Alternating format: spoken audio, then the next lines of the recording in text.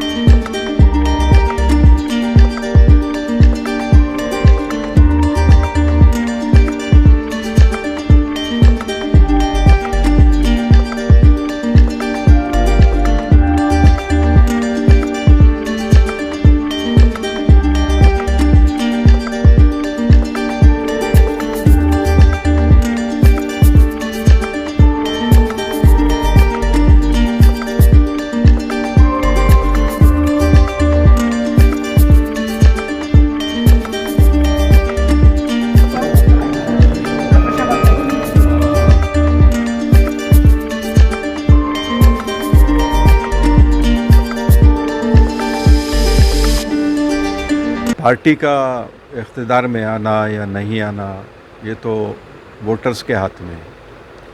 और हम लोग ऐसी मीटिंग्स जो आज यहाँ पे रायचूर में एक डिविज़नल मीटिंग की गई है, जिसमें रायचूर है, कलबुर्गी है,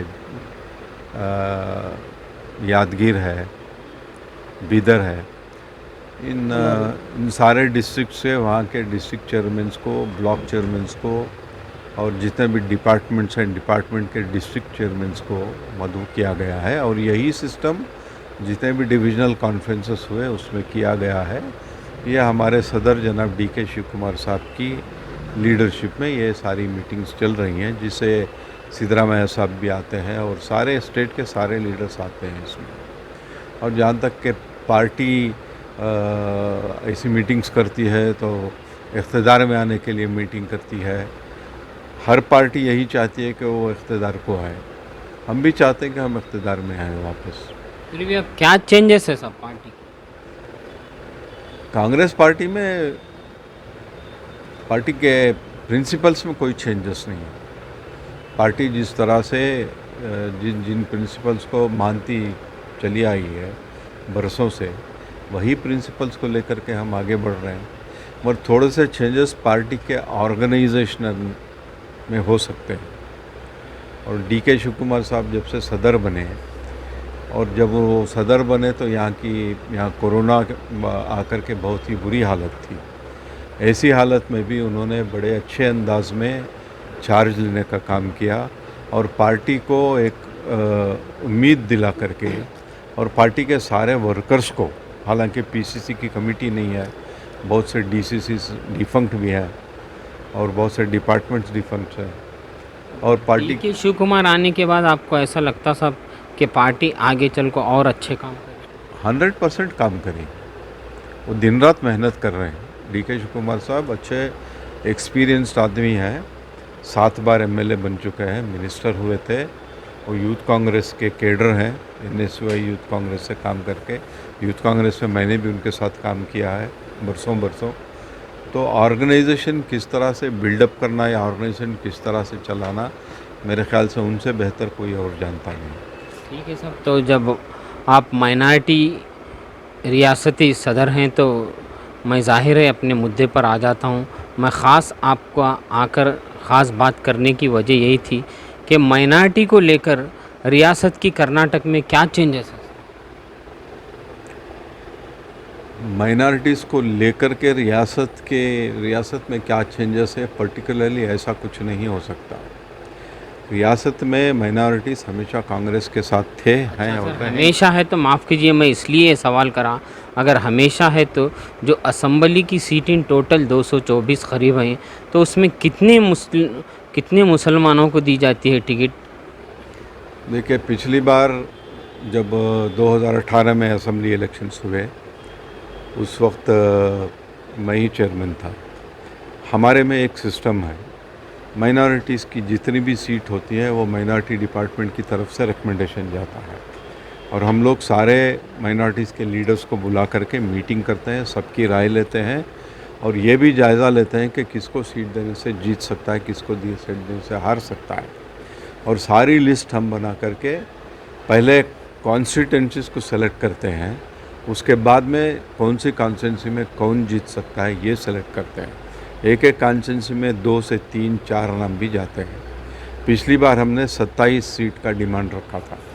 27 सीट में तो 224 में सिर्फ 27 सर, क्या मेजॉरिटी के ऊपर देते क्या सर? कौन से डिस्ट्रिक्ट? ये मेजॉरिटी माइनॉरिटी की बात नहीं है।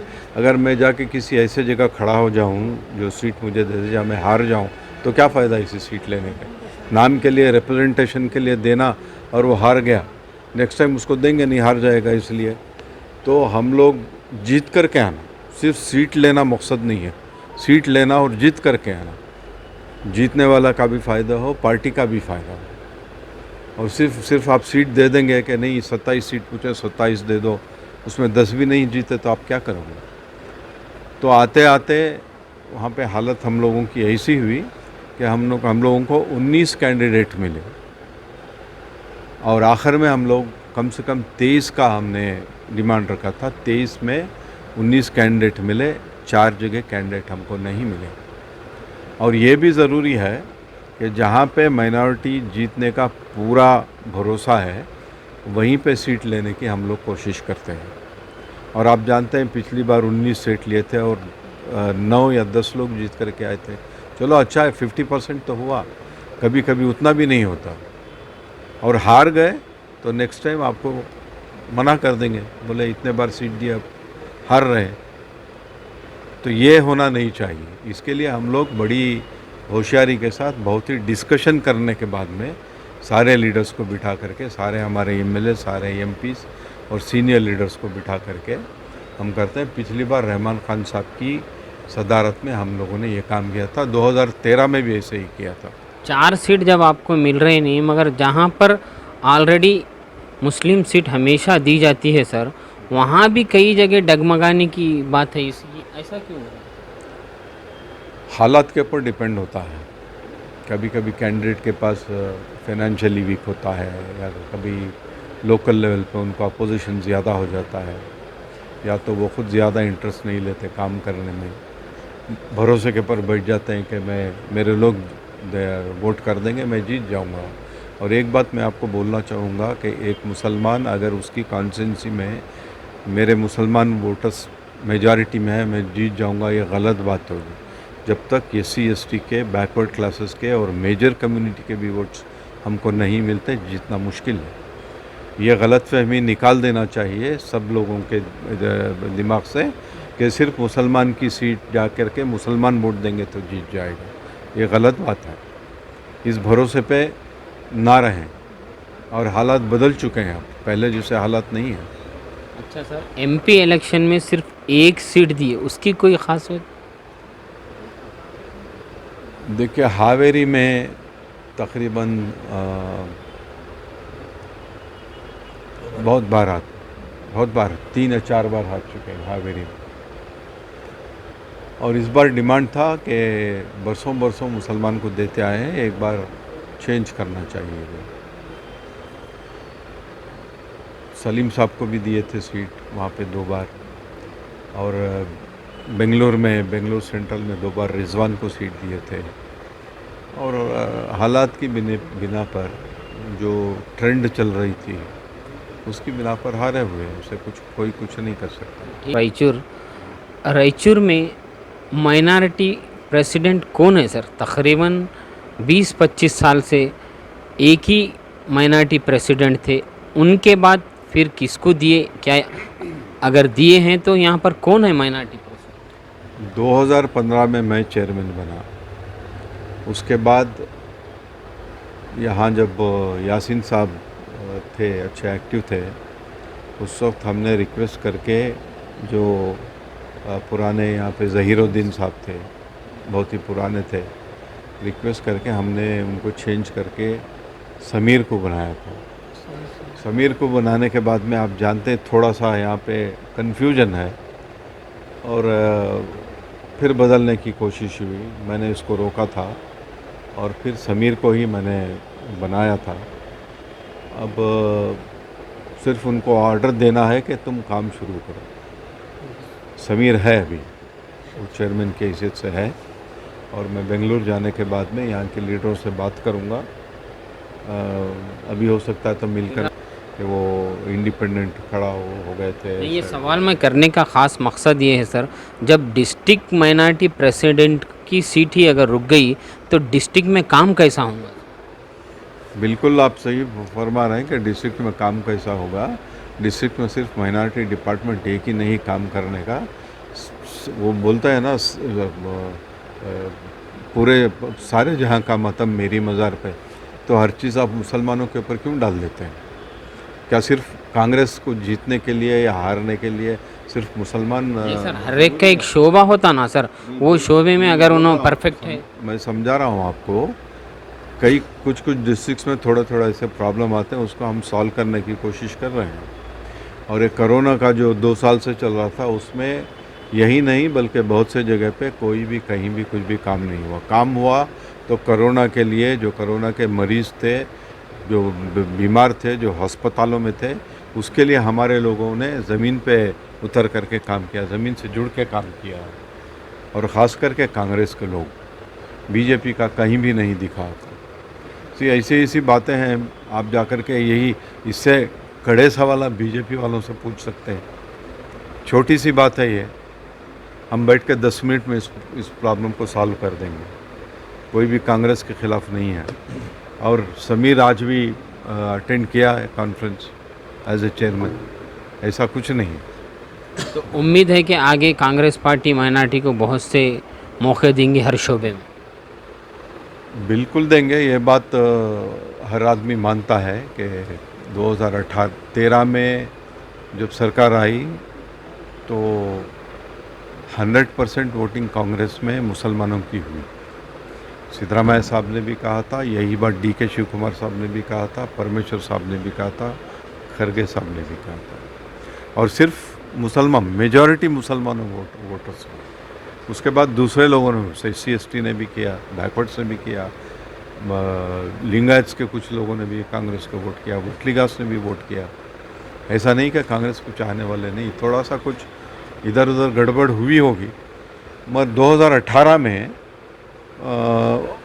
एक ट्रेंड बन गई थी कांग्रेस के ख़िलाफ़, उसके बावजूद भी हमारी कौम के लोगों ने और क्रिश्चियन कम्युनिटी ने कांग्रेस का ही साथ दिया। और ये बात सब मानते हैं, सब लोग मानते हैं इस बात को।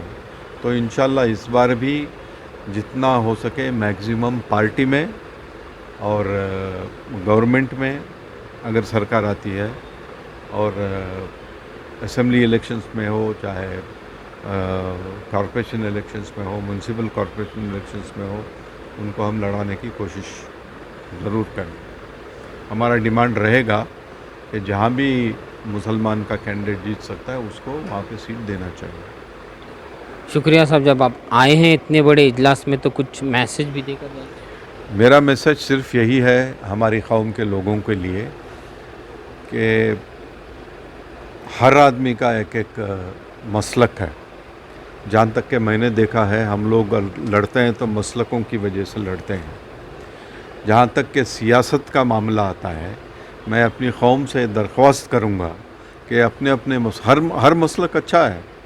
सब वही खुदा को मानते हैं, वही कुरान को मानते हैं, वही मस्जिदों को जानते हैं, वही कलमा पढ़ते हैं, वही सजदा करते हैं। मगर झगड़ा कहाँ का मुझे मालूम नहीं, समझ नहीं पा रहा हूँ। और झगड़ा होता है कि मस्जिदों की सदारत के लिए, मदरसों की सदारत के लिए ये मसलकों के झगड़े चलते हैं, इससे ज़्यादा और कुछ नहीं। इसलिए मैं सबसे कहूँगा कि आप लोग अपना अपना मसलक अपने पास रखिए। जब सियासत का मामला आता है तो अपना मसलक अपने घर में रख के बाहर आइए और सियासत में हिस्सा लेकर के कांग्रेस को साथ दीजिए, फिर अपना मसलक उठा लीजिए, कोई बात नहीं है, उसमें कोई गलत बात नहीं। मुसलमानों को एक हो करके क्रिश्चियन कम्युनिटी के साथ में, जैन कम्युनिटी के साथ में, सिख कम्युनिटी के साथ में, जो हमारी माइनॉरिटीज़ के टैग में आते हैं, और ख़ास करके जो मेजर कम्युनिटी के लोग हैं उनमें भी बहुत अच्छे अच्छे लोग हैं, उन लोगों के साथ मिलकर, अगर मुसलमान समझता है कि सिर्फ हम अकेले मुसलमान वोट कर देंगे तो दुनिया बदल जाएगी, गलत बात है। हम लोगों को उनका भी साथ चाहिए, ये SC/ST का भी चाहिए, बैकवर्ड्स का भी चाहिए। या ये मेरा मैसेज है कि साथ मिल कर के काम करें, ठीक कामयाबी ज़रूर होगी। ठीक है साहब, शुक्रिया। मैं आपका मेज़बान एंकर इंडियन भाषा A1 TV उर्दू रायचूर से।